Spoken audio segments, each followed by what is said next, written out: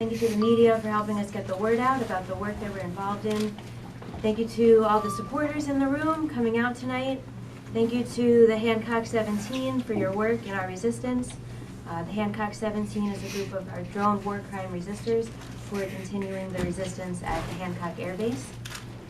I want to acknowledge that we are here on Onondaga land. Today we're going to begin this press conference by hearing from some of the Hancock 17 resistors who will begin trial very shortly, and also from some of our supporters who have helped make this movement possible. Our first speaker will be Judy Bello. Thank you.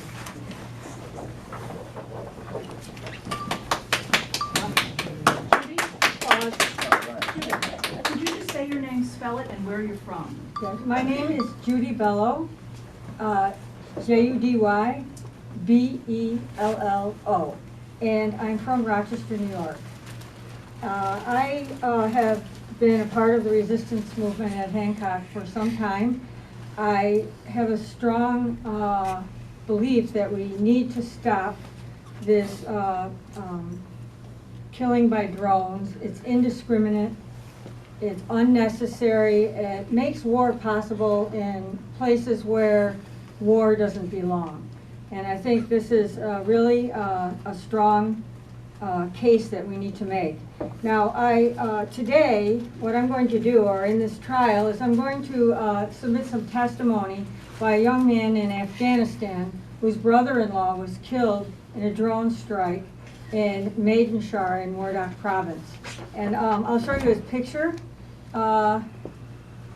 His name is Raz Mohammed, and Raz belongs to a group of peace activists in Kabul, which is a multi-ethnic group. In other words, they come from different parts of Afghanistan, and in fact where different languages are spoken. And you can see the Afghan peace group here. So these young men, it's the Afghan Peace Volunteers. I've known these guys for a long time because they started out as the Afghan Youth Volunteers, and their mentor, Wee Tek Young, is from Singapore. He's a physician from Singapore who's been working very hard to help young Afghans build a better life. And I'm not going to take too much of your time, but what I'd like to do is just briefly read the statement that I asked Raz Mohammed when I knew I was coming here to just make a statement of would he like an order of protection the way I have one protecting the base commander. And he said yes, he would. So this is his statement.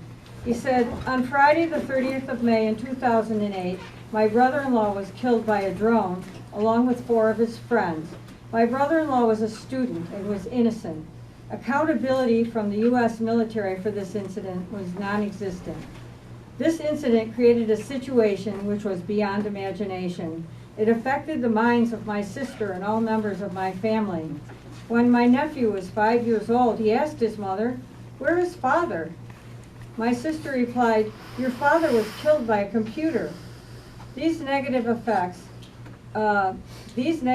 effects on all of us persist until today. I am worried for my family and for the people of Maidenshar. I request that the U.S. courts protect my sister, my family, and my village.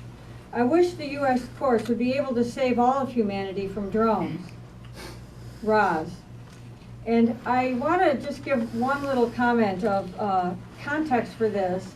The drones have been striking over Maidenshar, in particular this little town, from the beginning of the war until now. And the civilians who live there are under constant strain and constant fear of drone attack. And since the 28th of September, there have been 2 serious drone attacks in which 10 people have died.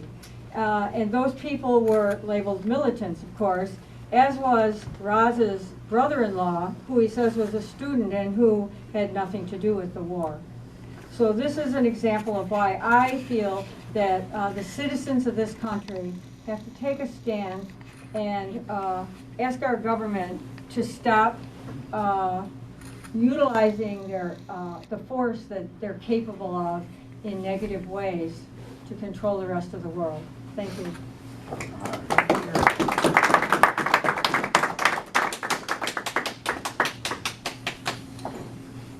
My name is Jim Clune, Jimclune. I'm from Binghamton. I've been involved with this upstate coalition to ground the drones and end the wars since we started doing our campaign here at Hancock. We have had several instances of nonviolent direct action, and some of us have done some jail time. I'm here today not as a defendant, but as a supporter. I was there for the action that happened, that goes on trial today, the 17 people, but I was across the street on that particular occasion. I do want to talk about Tariq Aziz, the young 16-year-old Pakistani young man who was killed by a drone. He had gone to a grand jirga in Islamabad, which was a cooperative effort from the elders of Pakistan and some Western supporters. And they said that they needed proof that these things were happening, that these drone strikes were happening in Waziristan and elsewhere. And he was going to go back to his village to videotape them. And before he got there, he was killed by a drone strike. He had the full sanction of the people of his elders, who were to him the highest authority, and he was killed by a drone strike in a program that defies justification, defies legal justification. And I want to stand here in support of him again. Thank you.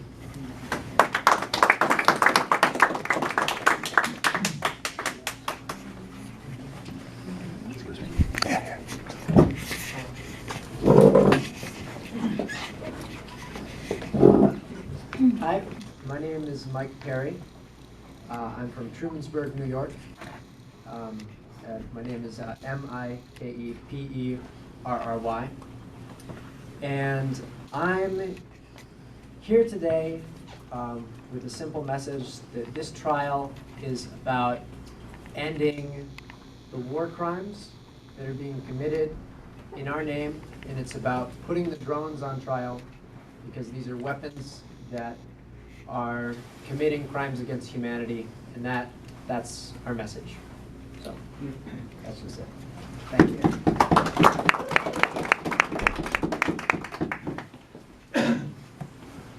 My name is Clare, and I live in Ithaca, New York, and I'm one of the 16 defendants on trial today.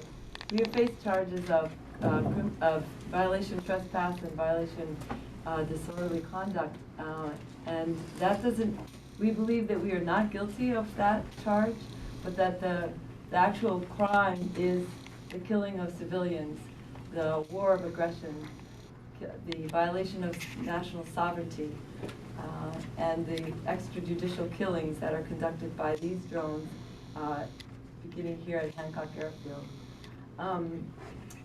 We believe that it hurts people everywhere when there's a double standard, that our government should not be above the laws, that we have these really important laws that are leading us toward peace, and that when we don't uphold those laws, it makes the world unsafe for everyone everywhere.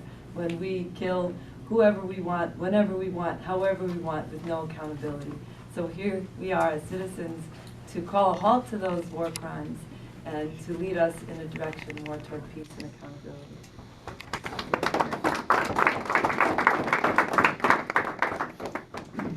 My name is Marc Scibilia-Carver. That's MarcScibilia-Carver. And I'm one of the defendants in tonight's trial. As a Catholic Christian, I'm very happy that the Pope has raised his voice for peace. He has said he is hearing the cry for peace from peoples who are oppressed by war and violence. And he asks with anguish, what is happening in the heart of humanity? It's time to stop. It is time to stop these drones. The Pope has also said that faith and violence are incompatible. Part of my message here is that the Catholic Bishop of Syracuse should be teaching the truth, that faith and violence are incompatible.